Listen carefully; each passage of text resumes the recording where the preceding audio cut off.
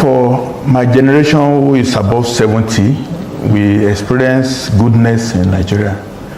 I went to University of Ibadan, 72-75 on Cocoa Marketing Board Scholarship of Western Region. Without it, I would not be where I am now today. And we have nostalgia for that time. Many young people may not know that things really work. There was a little competition between the then entities of Nigeria. And when you're in competition, you want to excel. But now, since the military came in, it's just by appointment, by dashing out, by giving oil blocks, by giving privilege to people without merit. I must say that it's been a terrible feeling to be in this country. But then what I just produced is not a fluke. I've been on it for 7 years. In 2017, I solely drafted a complete alternative to Nigerian national constitution. It was launched in Lagos and NIA then, under the auspices of the Voice of Reason, a body in Yoruba land. And in 2021, another body, the Eminent Elders Forum, which I'm the secretary, of the standing committee, also took initiative, and I was the prime mover to draft something comprehensive like I've just done recently. And we took it to National Assembly, and it was not countenanced because they wanted incremental to preserve themselves in the position. They are not desirous of fundamental change.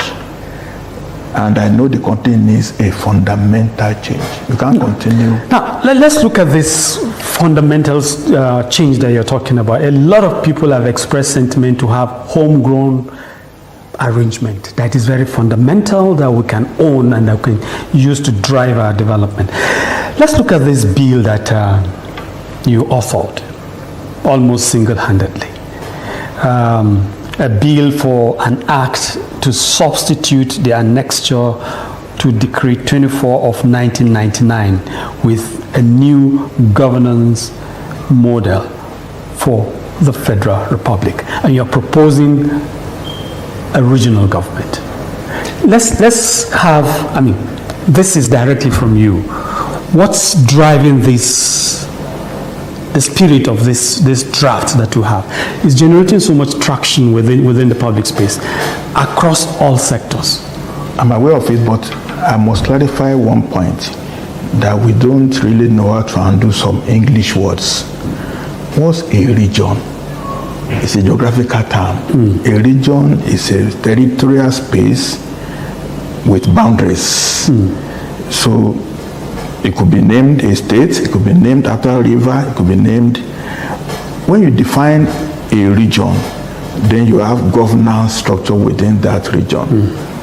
Regionalization is not the real issue. It's not what is the content of that territorial space. Exactly. So people should not be afraid of that. Exactly. What we have now, we have 36 regions. So to speak. We have 774 sub-regions. As in local governments. As it is. So now, these regions came about when money was no object in Nigeria. Starting with General Gowon, when he said, we have too much money that we could spend. The money was not a problem of Nigeria. And we're begging the whole world to come and dance in Nigeria. Where anybody wants a little thing, you just give it out. Bangida came in, anybody wants a little area, you just carve it out and announce on NTA. There is no regard to survivability, to sustainability.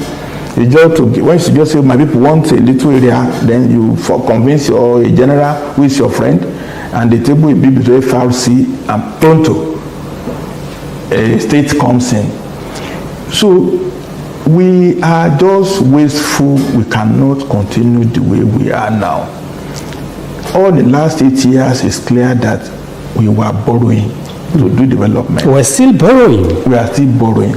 Then we are paying interest only on the loan. We are not paying the principal yet. We are mortgaging the future of generations to come. And lenders don't mind you, just keep paying the interest. In fact, they are leaving legacy for their own grandchildren forever. Because sovereignty must pay the interest. Once you can't pay the principal, you are indebted to all countries. We should understand that. So the motivation, I mean, at my age, over 70, all my children are overseas. They are not here. And they are just developing those countries. We need their brains to come in here. Look, slavery was about muscle being taken out of Nigeria. Now we are taking brain power. That's a big loss. You train a doctor for 8 years. Sometimes longer. And then it just goes out. Can you calculate how much you have spent on training a medical doctor? And the minister Gigi said, oh, let them go and be tailors. What's a flippant comment by the minister then? But our leaders are just so flippant because they are enjoying the best of the whole world. And so they don't care about development. That's the motivation. Okay. Somebody has to speak out. And I've spoken out, and I'm so glad that what I said is resonating with Nigerians. Meaning there's a vacuum in the system. People are yearning for change. People want things to be better. So everybody should just rise up what I'm saying now and put pressure on the system. We just have to change it. Okay. Now, of course, it's resonating. I mean, that's also partly why we're having this conversation. If you've been going through this route for some time since this came up. Again, directly coming from you, let's understand the major points in this draft, to the point that, to the extent that it has generated, so it's resonating so much with practically everybody within the polity. What is so fundamental about what is in this draft? The content. Like you said, the content is what matters. Okay. We are in one form fit all system. Just one constitution. Everything from top to the bottom. Just one document. Almost 200 pages. Quite wordy, quite so many. In fact, just for the lawyers. In other countries, the central government has a constitution, the subnationals have their own constitution. In the United States, every state has its own separate constitution based on its own peculiarity. In Canada, every of the provinces also have its own constitution. In South Africa, the same. In Australia, the same way. So the fact that we have one constitution is an aberration. Even if they are maintained 36 states, each state ought to be authorized to go and produce its own constitution. Some states might want deputy governor, they may not want it. Some states might want local government, some states might want districts, some might want provinces. Variety is the spice of life of human beings. But now we are straight-jacketed into one way, and it is not right. Number two is that election system is extremely wasteful. If I'm running in my state now for governor, and from one part, I have to pay people to be my agent across the state. Example, the governor, Labour Party governor for Edo State, is on TV, he had to buy 35 SUVs. Give it out for coordinators in local governments in Edo State. If a vehicle is just 10 million, that's 350 million to run for governor. Just to run is not. And that's one cost item. That's one cost item. Yes. If you are a president, you have to hold 36 rallies. Each rally cannot cost less than 50 million. Uniform, food, transportation, hotel. And those rallies for what? Just to shout slogan. There is no speech on what am I going to offer to the people of Nigeria. Nothing fundamental, nothing critical thinking, nothing strategic. No promise. Buhari didn't promise anything, and the president didn't promise anything coherent. He just said, fuel subsidy gone. That's it. He had 4 months, 5 months to have prepared the plan. If he knew he's going to remove subsidy, the election was in February, and he took over end of May. If he was addressing the issues, he ought to have had a think tank to work out the details of how a stepwise reduction will have. But he just came in big abada to say subsidy gone. How can you run a country of 200 billion with impulsive statements to say you are directed by whatever? That's having power without control. That's where we are now. Power without control, power without reason. But we are all guinea pigs. We are all experimental materials. And it's so sad that this. So fundamentally, the nature of contest to a president, you have no time to think. Nobody in Nigeria has written a book like, I'm going to run for president, this is the blueprint. No, just slogans. So presidency has to change. Number 3, the way it is, winner takes all. The president comes in, is executive, is free to pick all his friends and cronies as ministers. No control, no input about it from anybody. In the National Assemblies, you have to be begging him, please, make me minister. You have to beg him. We are subservient to the president. In my document, there's a prime minister who, as an elected member of parliament. Yeah, I read it. There's a prime minister and there's a president. President is ceremonial, the father of Nigeria, to receive credence from ambassadors when there is going to be national award. Sort things. In the same way it was when we were running the parliamentary system. Absolutely. Yes. The prime minister, chief executive, but it's not chief executive, I introduced certain concepts. Prime minister in council, not prime minister alone. Prime minister in council is in charge of government. So no one person can say I'm the executive person. So if you have a prime minister under my document. So the whole concept of executive leadership is expunged in this document. Totally. No executive leadership as contained in this draft. Coordinator of governance, that's the right term.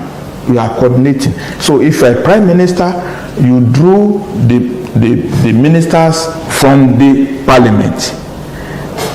They are now in the executive. If any of them have cause to disagree with you, you are equally elected. You have the same mandate. You tell the Mr. Prime Minister, okay, I don't want to serve you anymore. I go back to my seat in parliament because my people are behind me. So not that I'm fired by the minister, I'm reshuffled. You can't reshuffle somebody elected in the parliament like you. But if he doesn't have conscience to work with you, he has right to say, sorry, I'm back to my seat in parliament. In any case, the whole cabinet is in parliament. They will report to the parliament maybe on bi-weekly basis. So the prime minister is just like first among equals, Absolutely. kind of arrangement. He has no entitlement to have 50 cars in convoy. He doesn't have that right. He doesn't have right to award contracts alone. He's prime minister in council. That's what is giving statutory powers, not the prime minister. He cannot do something alone. Now, the president we have now can give oil blocks, can award contract, Lagos, Calabar contract. He has the powers, but is that power beneficial? No. Was it debated in the cabinet? Was it debated? It wasn't. He just did it unilaterally. In my document, it will be prime minister in council that will have decided. The more, the merrier. And in the council, there will be all shades of Nigeria will be represented. Okay, let me look at some of the more controversial areas that the document has thrown up. For instance, the call for the invocation of the doctrine of necessity by the National Assembly, the current as currently constituted, and that will set aside, the very basis of the 1999 Constitution. Isn't that like almost like a coup? No. In 1999, yes, the decree came itself by doctrine of necessity. Abu Salam has already left government before the opposition didn't even see the copy of the constitution. But then there was a necessity that the military must just go, and people wanted elected people. So we want the same thing to happen now. Yes. At that time, it was implied doctrine of necessity, military must go. They were running away, they couldn't do things in an orderly manner. Nigeria couldn't care. So they brought in constitution. By the time we saw what the content is now, during the Jadwa problem, there was also, nobody knows who is in charge, whatever it is. They invoked a doctrine of necessity. So there is a precedence to this doctrine of necessity. Two precedences. So now that you cannot invite a military coup to change what we have now. I'm not the original thinker of this idea of the fact that what we have is Decree 24 of 1999. The front page of it is the actual decree signed by the president then. The attachment is an annexure, that is the document. It makes sense if you want to invoke necessity doctrine again. You can draft a complete document approved by the people, then you can yank off the attachment and put a new one. That's why I draft the copy of my document. The title says draft of a bill. That's it. To substitute. That's it. The annexure. Once substitute the annexure now, the decree still stands. The decree 24 1999 still stands. It's an act of parliament. So what it simply means is that the constitution that we have, which a lot of people, a lot of interests across board, across the country, have said is fundamentally flawed. Apart from the first page, which a lot of people have also said, it's a lie, because it talks about we the people. Every other thing after that first page is mere attachment. Absolutely. And that's what you are proposing be innovatively.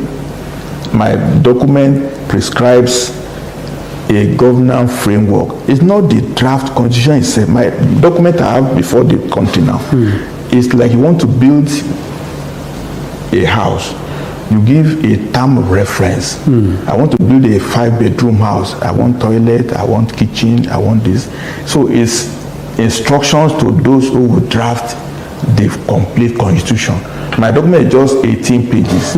It just specifies the features that we would like the drafters to take into consideration when they are drafting the act eventually.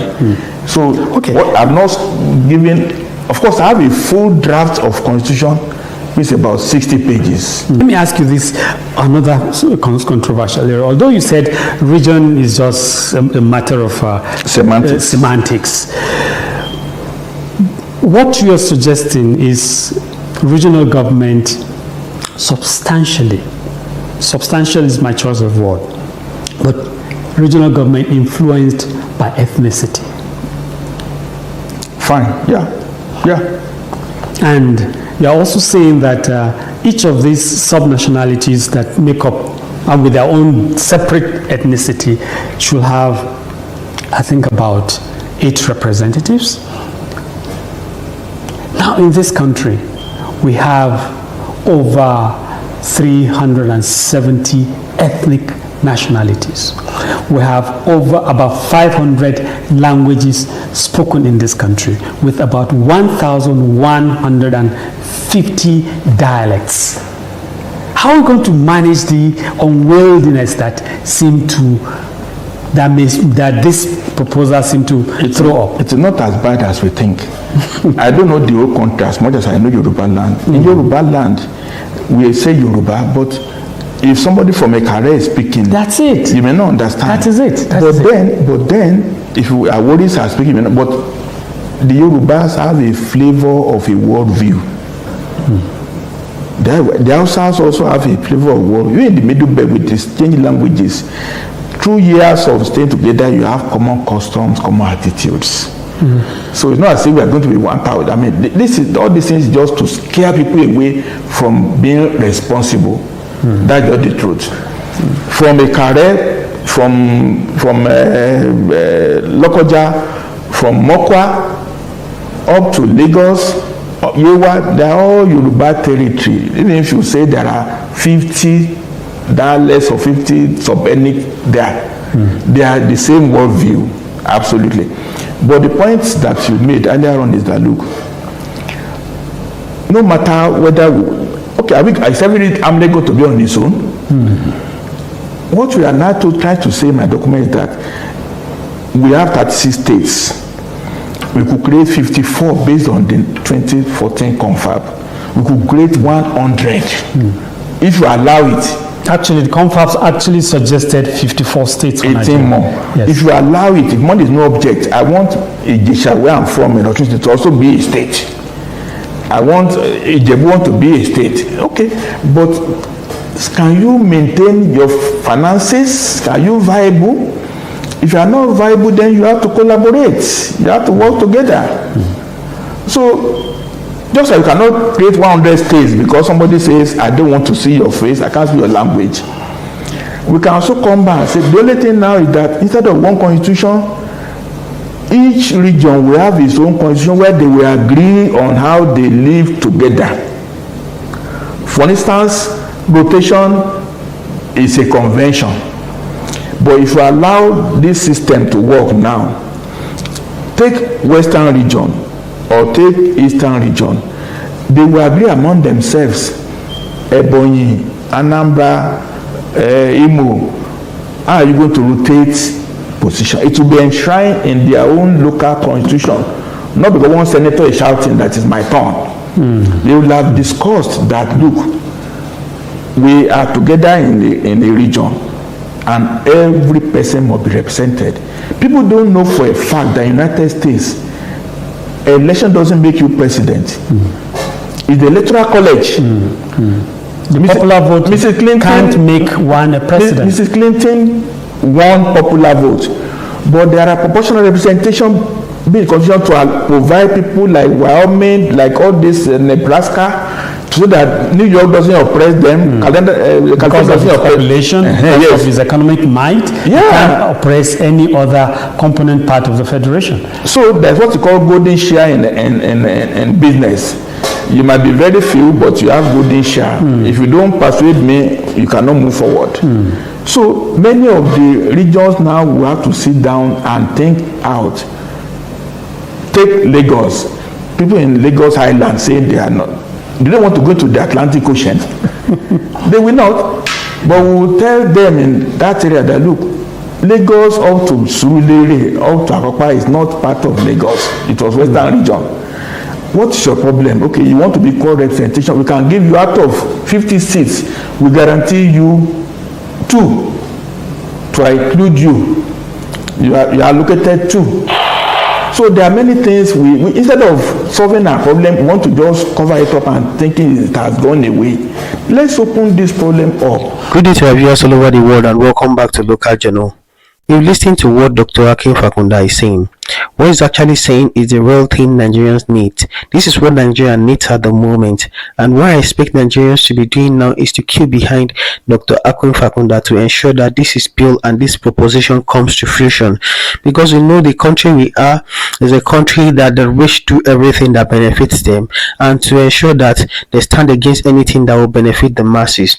They know that going back to regional government is the best thing in the interest of this country, but then I know it's going to strip them of all the power they hold, and this is the reason why they will continue to stand against it. This is the reason why they will continue to fight against it.